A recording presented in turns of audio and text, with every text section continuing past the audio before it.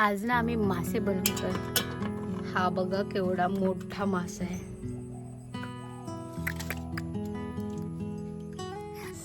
मळ्याचे मासे म्हटले की कोकणामध्ये हे मासे बनवण्याची एक पारंपरिक पद्धत आहे।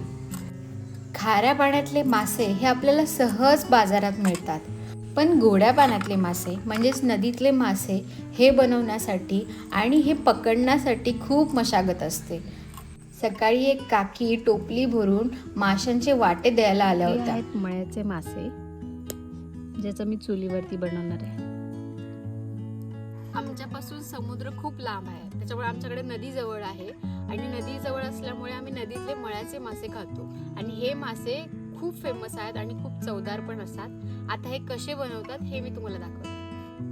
याच्यामध्ये आता आले लसूणची पेस्ट आणि हळद टाकलेली आहे। आता हे मी सगळं एकत्र करून घेते।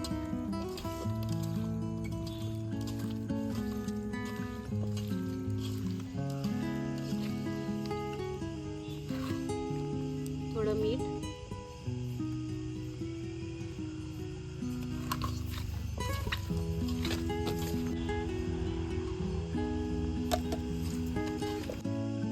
याच्यामध्ये जर तुम्हाला टाकायचं असेल थोडा आंबटपणा पाहिजे असेल तर कोकमची साल किंवा लिंबू पिळून पण तुम्ही टाकू शकता।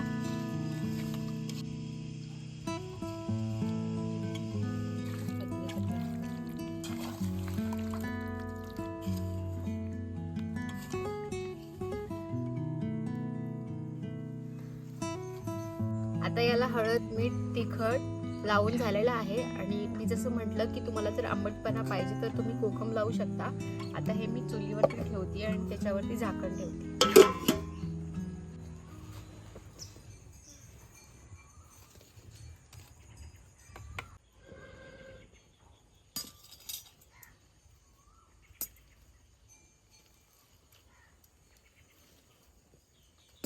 आता सध्या हे मासे फक्त फाफेवरती शिजतात, पण हे जर कुरकुरीत हवे असतील तर आपण तेलामध्ये जसं बांगडा किंवा सुरमई फ्राय करतो तसेही हे मासे फ्राय करता येतात आणि मग ते कुरकुरीत लागतात।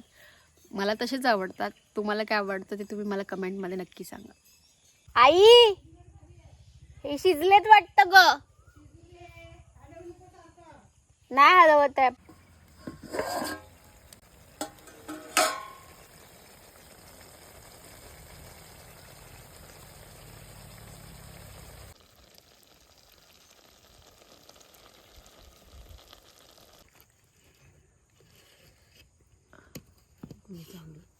हे जे आता पाणी दिसतंय ना तुम्हाला, हे पूर्ण सुकलं पाहिजे वाफेवरती आणि त्याच्यानंतर आपण हे मासे फ्राय करू शकतो।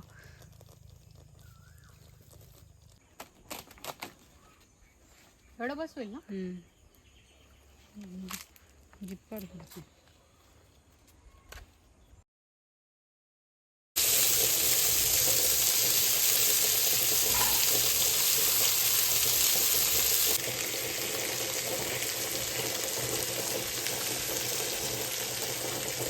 तर ही व्हिडिओ तुम्हाला कशी वाटली हे मला नक्की सांगा आणि तुम्ही कधी मळ्याचे मासे ट्राय केलेत का हे मला सांगा आणि भेटूया आपण पुढच्या व्हिडिओमध्ये। तोपर्यंत बाय बाय।